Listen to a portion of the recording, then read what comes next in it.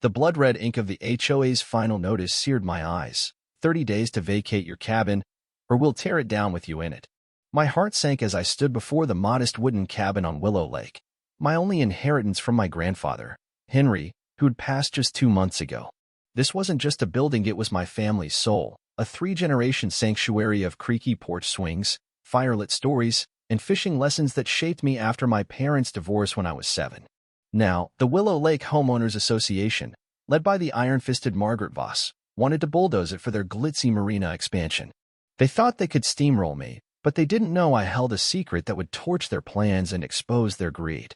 Margaret, the self-styled queen of Willow Lake, was about to get a brutal lesson in property rights and karma. I'd driven 2 hours from my tech job in the city that May, craving the lake's pine-scented peace to sort through Henry's belongings.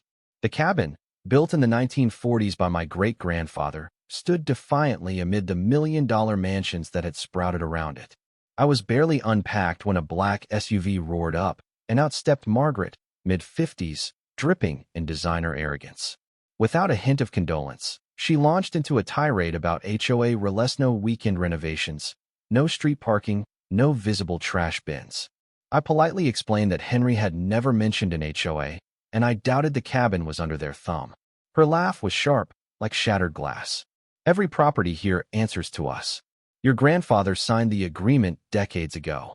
She flashed a digital map on her phone, my cabin highlighted in blue, and slapped a folder of rules in my hands, demanding $5,000 in overdue dues. I promised to review it just to get her off my porch, but her parting shot, "We take violations seriously," felt like a threat. That evening, grilling burgers on the deck, I watched the sunset paint the lake gold. Peace was short-lived. A man in his 40s, introducing himself as Paul Carter, HOA vice president, strolled up, claiming complaints about my barbecue smoke. His fake smile didn't hide the fact he was snapping photos of my property. When I called him out, he shrugged it off as routine record-keeping for upcoming changes. His tone, laced with warning, mentioned approved cooking hours before he left. I retreated to the dock, Henry's old rowboat bobbing beside me, and stared at the HOA's gleaming marina a quarter-mile away, its luxury yachts mocking the simplicity of my family's legacy. An old fisherman, Walter Hayes, rowed near, his weathered face grim. "They've been after Henry's land for years," he said. "Check the original deed. It holds the truth." His words stuck with me as I returned to the cabin, the floorboards creaking under my weight, Henry's absence a heavy ache. The next morning, I tore through Henry's meticulously organized boxes, fishing gear, photo albums, journals of every catch he'd ever made. Hours of searching yielded nothing until a tackle box slipped from my hands, crashing to the floor with a hollow thud. Beneath a rug, I found a loose floorboard hiding a carved wooden box, locked tight. A tiny key, taped behind a photo of Henry and me with a massive pike from my 16th birthday, opened it.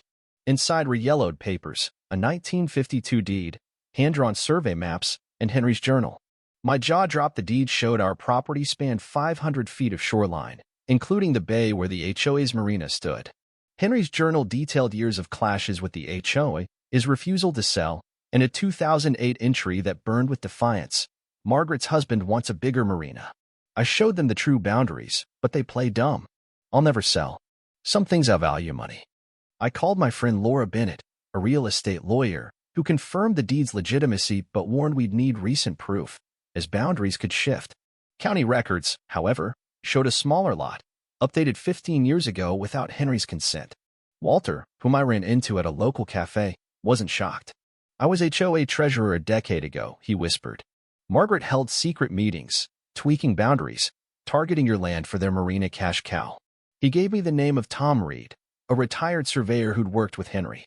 Meanwhile, Margaret upped the pressure fines for illegal parking and barbecue use, stakes marking a public boundary inches from my cabin.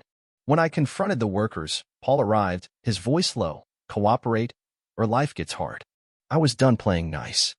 Tom, 86 but sharp, unrolled a 20-year-old survey at his cluttered home. "Your grandfather's land includes that marina bay," he said.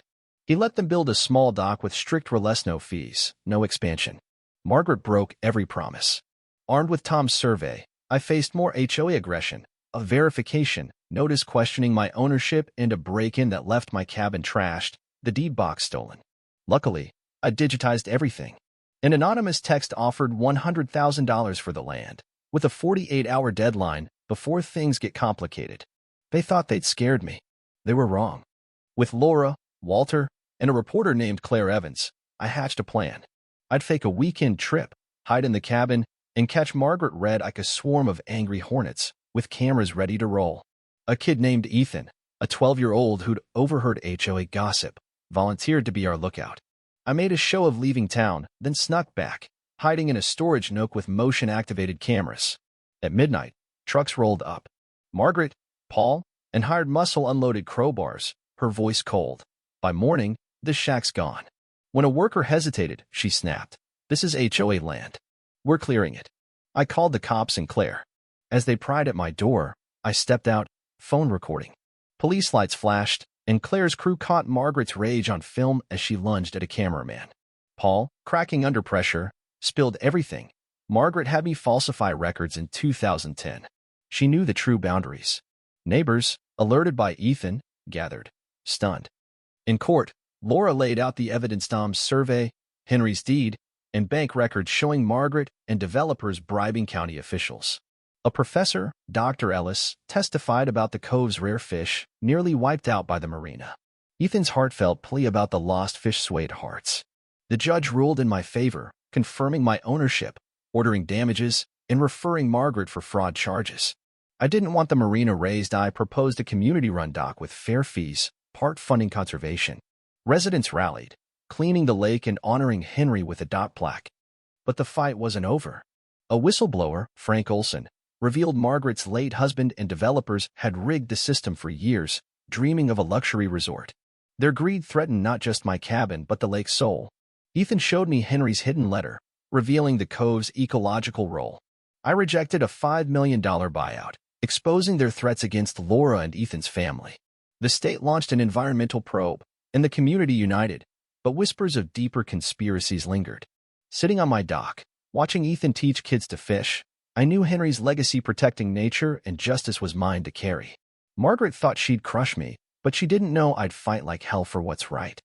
Word count: 4,800 characters.